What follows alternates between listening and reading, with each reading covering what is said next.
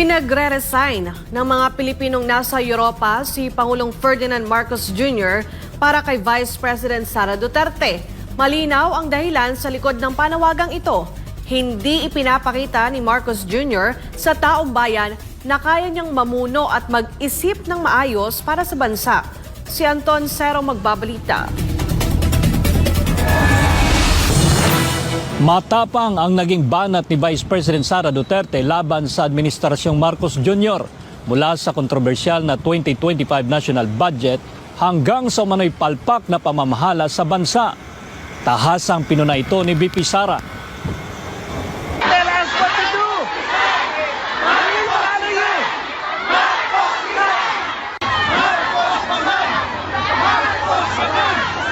Ito ang maingay ni sigaw ng mga Pilipino sa Europa sa ginanap na meet and greet activity kasama si Vice President Sara Duterte sa The Hague, Netherlands. Sa harap ng mga overseas Filipino worker, matapang na sinagot ni VP Sara ang panawagang ito.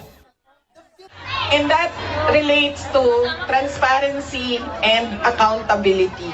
Ang pagiging Pangulo, dapat nasa tamang pag-iisip ka. Dahil nasa mga polisiya mo at desisyon mo ang kinabukasan ng kabataan at ng bansa. Kaya yung pagsasabi na hindi mahalaga ang drug test sa aking kapasidad at abilidad na mamuno is tantamount to betrayal of public trust. Iginiit niya na kailangang makita ng publiko na ang isang Pangulo ay may kakayahan at matatag na pag-iisip upang magdesisyon ng tama. Hindi lang naman natin pwede sabihin, Marcos resign. Bakit ba kailangan resign? Dahil hindi mo pinapakita sa taong bayan na maayos kang mag-isip at kaya mo ang mamuno. Sa gitna ng kanyang matapang na pahayag, binalikan ni VP Sara ang 2022 elections kung saan tumakbo sila ni Marcos Jr. bilang magkatandem sa ilalim ng platapormang Unity and Continuity.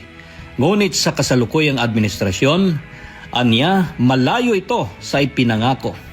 Pero wala kayong nakikita ngayon na development projects.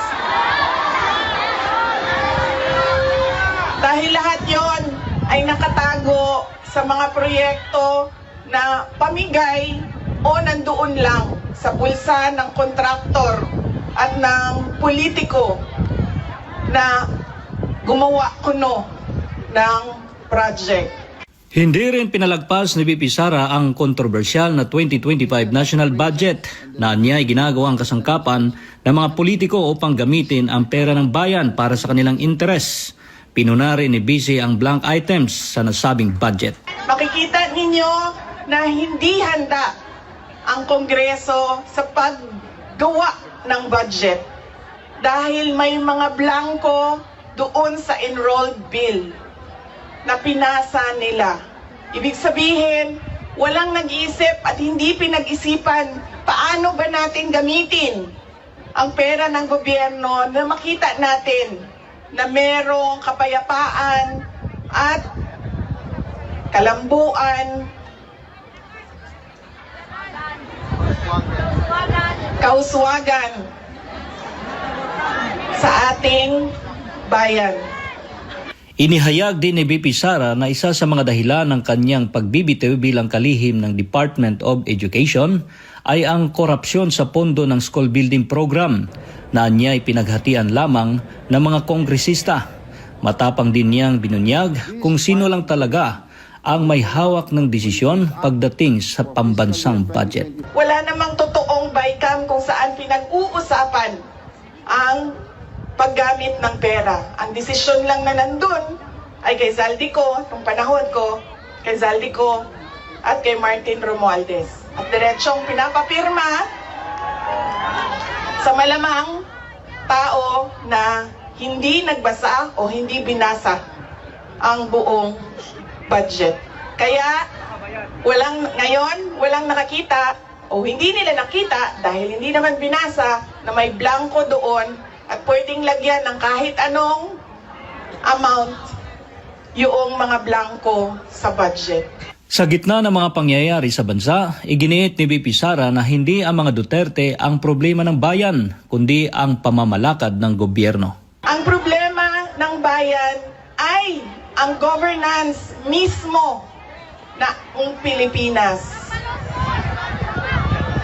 Yan ang problema ng bayan. At dahil may problema sa gobyerno, ay tuloy-tuloy ang kahirapan doon sa ating bayan. Nakikita nyo yan dahil dumadami ang nakikipagsapalaran sa ibang bansa. Para kay VP Sara, hindi lang ekonomiya ang dapat natutukan ng kasalukuyang administrasyon, kundi ang pagbibigay ng maayos na serbisyo sa mamamayan gaya ng pabahay, peace and order at dekalidad na healthcare. Nakikita nyo yan dito sa mga bansa kung nasaan kayo. At kaya kayo nandito dahil hindi nyo yan nakikita doon. And apparently, tayo lang yung nakakakita, yung nakaupo doon, hindi nila nakikita.